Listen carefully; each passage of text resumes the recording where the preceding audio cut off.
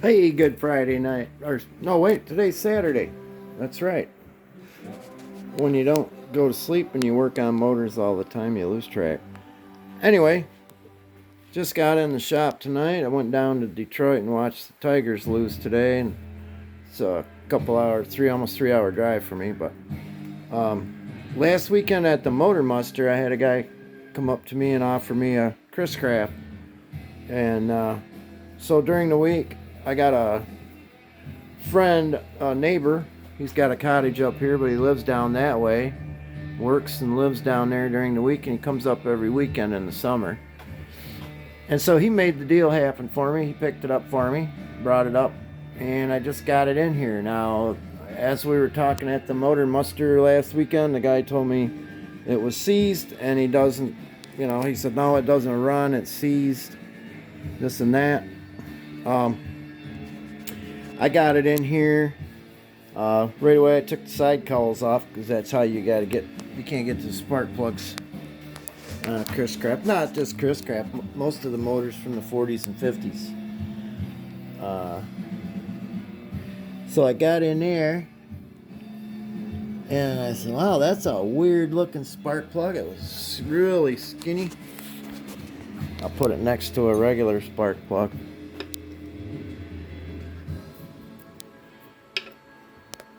So I was looking at that and I said, that's something's goofy with that. But if you look, it's a tapered seat. It doesn't have the gasket, the metal seal. And it's considerably longer. By the time it would seat, it's going in there more than it can. So, guess what happened when I pulled that plug out? Not seized at all. Before I show you that though, I want to show you the tank is immaculate. There's the screen filter. I got my bore scope in there, but it's super clean.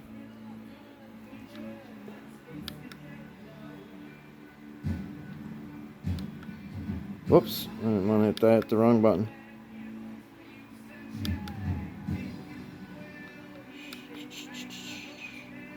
There we go. It's just clean everywhere. There's not any old varnish gunk. This is going to be a prime example for a restore. Let me shut that. I have the flash on or the lighting on. So that's good news. I got that going on for me. And as I said, it's not seized at all. If you listen in the carburetor, you can hear it's got compression. I shot some PB Blaster in there just because it's been sitting dry for a long time. I don't want to scratch up the cylinders and do any damage to anything. I don't know if you can hear that in there. There it went. But yeah, the only bad part so far I can find on the whole deal, it looks like this got dropped at one time and they welded it. That's not bad, but the tiller handle's missing. This is my brother's motor over here.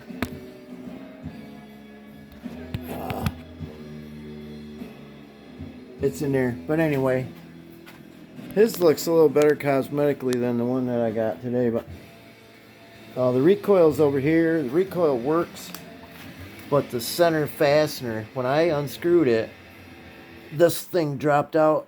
Didn't fall on the floor or anything, but it started coming apart and the spring was coming undone. So I carefully put it back in and held it with my palm and pulled, and it still works.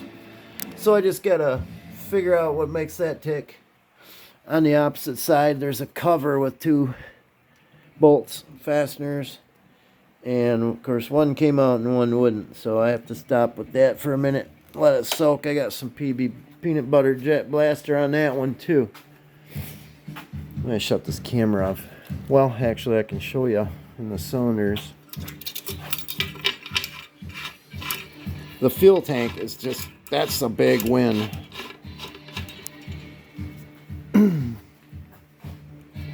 Okay, another quick little thing for you guys. If you ever want to rebuild, there's a quite a few different motors that would use an MD series Tillotson, and to try to find a rebuild kit for it, you can't unless you know where to look. I call Larson's Outboard Service right here. Gasket and packing set, Tillotson MD15B. Well, see, that's an MD series carburetor, and a 15B is the model. But if you're working on any motor with an MD series Tillotson, all those parts that are listed here for, it's only $5.78 when you get a whole pack of goodies in a little Ziploc bag. The needle and seat is somewhere around $16. That's sold as a separate item on his website. I usually just call him. Well, let me put that back on here for you so you can, in case you need to rebuild. For example, a lot of the West Bends, like this kind of West Bend, which is Chrysler's cousin or stepsister or something like that. Got some Pink Floyd playing in the background. This has an MD series carburetor on it, so you can rebuild all the carburetors. Let's see what else. There's a lot of Scott Atwaters will have MD series carburetors. That's an MD. So if you're doing any of these, here's another. Let's see if I can get the light up in there. There's another MD series carburetor hiding in there. This is an Elgin, but it's actually a West Bend with the familiar Chrysler flywheel and a Chrysler rewind.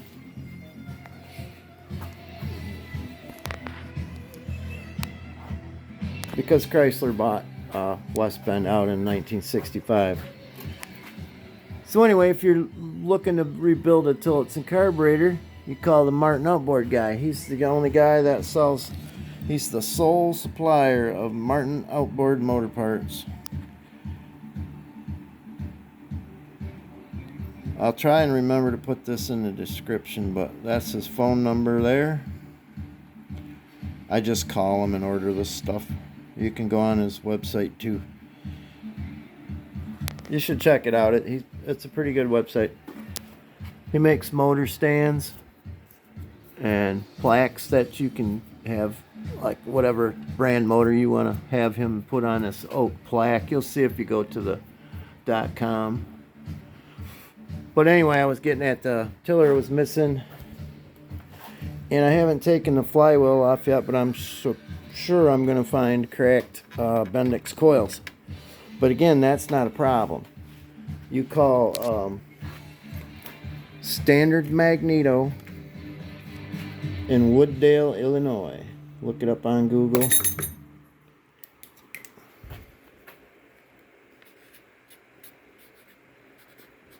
Yeah, I'm a southpaw.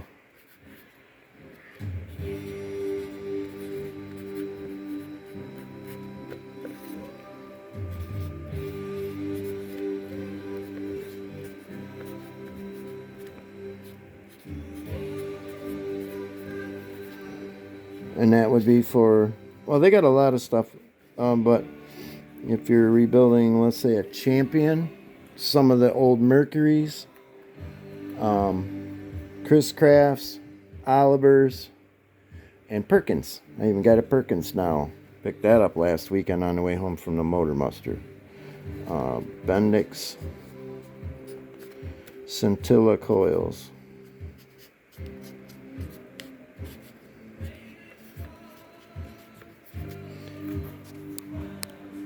Look up these guys on the internet and ask for Rick. Tell him you need the coils for the Kohler, the old Kohler engines. That's how he had them listed where I found them. Didn't say anything about outboards. It was listed under, I'm surprised I even found it because I wasn't looking under Kohler Motors for nothing, but somehow it recognized the picture of what I was searching for or something. I don't know how it found it. I gotta turn it. When I pull the flywheel, I'm gonna, of course, replace the plugs because I don't have that color black tape. My black tape's a different color, and it will not work on a Chris Craft, right? Yeah, I don't ever recommend taping anything like that at all, ever. Oh my goodness. Okay, now I'm gonna stick the camera in there. We'll take a peek around inside. Turn the motor a little bit. The only thing I don't like about this borescope is the cable is really stiff, and so when you're moving it around, the camera's wobbling around because you either that or I gotta put the camera down to hold the other camera. When I first got it moving, I peeked in there with the camera. Those walls were black and it looked like they were horribly scratched up. But what it was just carbon.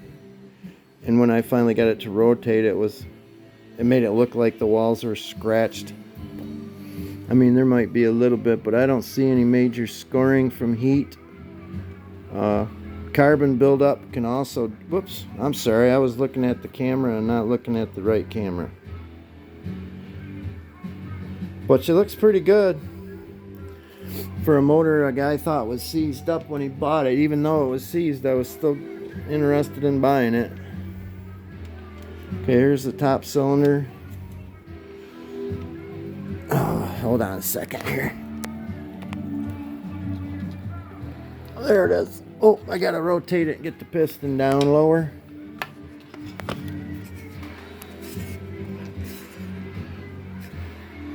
Now, let's get that in there.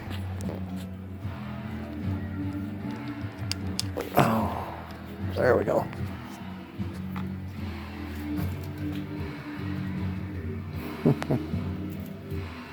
Forgive me. There we go. Try to get it in there. There we go. Now what did I do? Put it back in the... No, that's the top cylinder. Looks pretty good. I'm going to check on the availability for a head gasket. Well, I know I can get one from... oh, what's his name? Escapes me right now. He's on eBay. He's got all the gaskets and head gaskets and everything. Piston's still too high. Let me turn it a little bit more. The camera wants to slide all around. It kind of drives me nuts. I'm going to put some sort of a case around it so it's not so slippery. Now I screwed up the... There we go.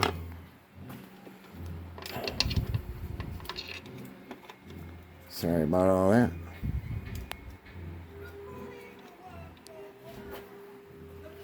Okay.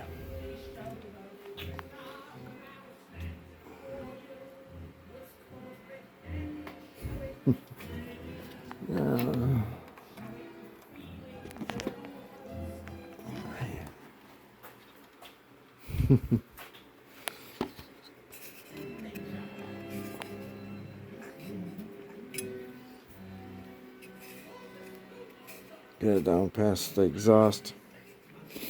Okay.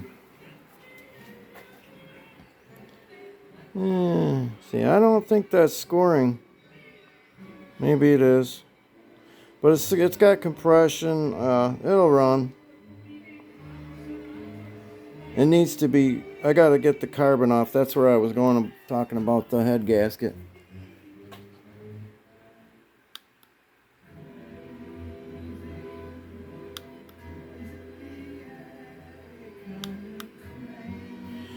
All in all, it doesn't look all that bad.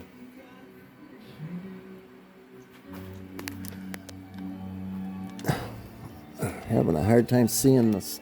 There it is. Rotate that piston back down.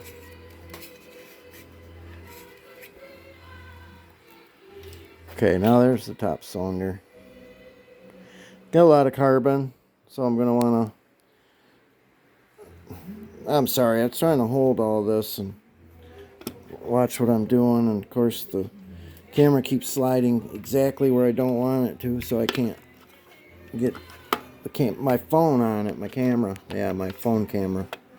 That's what I use until it pays better. Alright, now. See what I mean? You move this and it's so stiff that it just takes off. Gotta get a wireless one. But anyway, enough of that. It don't look too bad in there.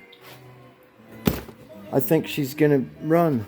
I'm gonna get the flywheel off and get inside there and start working on that. I got coils for it already. I'll just get everything done and take the carburetor off and rebuild it. I got Russell's kits hanging on the wall over here for that.